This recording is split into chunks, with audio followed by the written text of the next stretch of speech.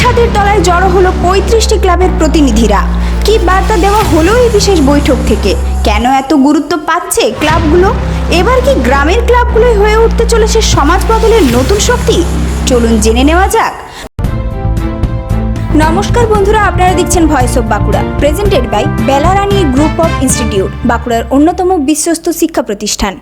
মেরা যুবা ভারত বাঁকুড়া ব্যবস্থাপনায় এবং গদাহার অগ্রগতি সোসাইটির পরিচালনায় রায়পুরে অনুষ্ঠিত হলো block level youth club representative meet. এই বিশেষ অনুষ্ঠানে রায়পুর ও সারেঙ্গা ব্লকের মোট ৩৫টি ক্লাবের প্রতিনিধিরা অংশগ্রহণ করেন।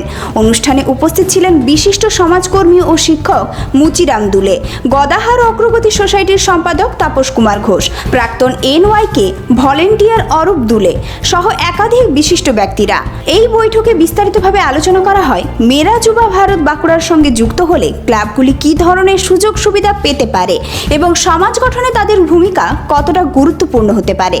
মেরা যুবা ভারত বাঁকুড়ার ব্যবস্থাপনায় উদ্যোগে এবং আমাদের সমাজসেবী সংগঠন গদারহার অগ্রগতি সোসাইটির পরিচালনায় মাই ভারত যুবমণ্ডল বিকাশ অভিযান শুরু হয়েছিল। তাতে করে আমাদের ইউথ ভলেন্টিয়াররা সারেঙ্গা এবং রায়পুর ব্লকের ৩৫টি ক্লাবে পৌঁছেছিল। সেই সমস্ত ৩৫টি ক্লাবকে নিয়ে আজকে আমরা রায়পুরে block level youth club representative meet প্রোগ্রামটি অনুষ্ঠিত করলাম। আমাদের ইউথ ভলেন্টিয়াররা যে ৩৫টি ক্লাবে পৌঁছেছিল, সেই ৩৫টি ক্লাবের ইউথ সদস্যরা আজকে আমাদের এখানে উপস্থিত ছিলেন। সেই সমস্ত ক্লাবের প্রতিনিধিদের সাথে আমরা আজকে আলোচনা করি মেরা যুবা ভারত বাঁকুড়ার সাথে যুক্ত হলে কী কী সুযোগ সুবিধা পাওয়া যাবে এবং বর্তমান সময়ে এবং আগামী দিনে যুব যে সমস্ত ক্লাবগুলো রয়েছে তাদের কি ভূমিকা আমাদের আগামী দিনে। যুব সমাজকে সংগঠিত করে শিক্ষা, স্বাস্থ্য, সচেতনতা, পরিবেশ রক্ষার, সমাজসেবা এবং বিভিন্ন উন্নয়নমূলক কর্মকাণ্ডে কিভাবে আরও সক্রিয়ভাবে যুক্ত করা যায় সেই বিষয়েও গুরুত্ব সহকারে আলোচনা করা হয়। আয়োজকদের বক্তব্য, একটি ক্লাব শুধুমাত্র খেলা বা সাংস্কৃতিক কর্মকাণ্ডের মধ্যে সীমাবদ্ধ নয়। একটি সচেতন ও সক্রিয় ক্লাব সমাজের পরিবর্তনের অন্যতম চালিকা শক্তি হয়ে উঠতে পারে।